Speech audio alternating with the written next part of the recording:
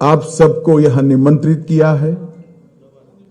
आज एआईडीएमके और भारतीय जनता पार्टी के नेताओं ने मिलकर तय किया है कि आने वाला तमिलनाडु विधानसभा चुनाव एआईडीएमके, भारतीय जनता पार्टी और सभी साथी दल मिलकर एनडीए के नाते लड़ेंगे।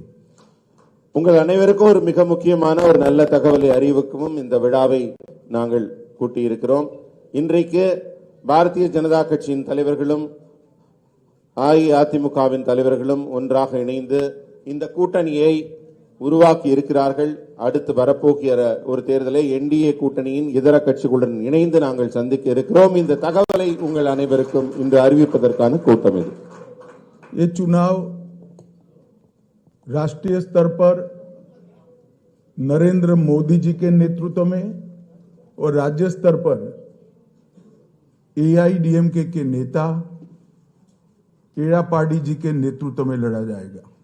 இந்த தேர்தல் தேசிய அளவில் திரு மோடி அவர்களின் சீரிய தலைமையிலும் தமிழ்நாட்டில் அஇஅதிமுகவின் தலைவர் திரு எடப்பாடி அவர்களின் தலைமையிலும் நடைபெற இருக்கிறது.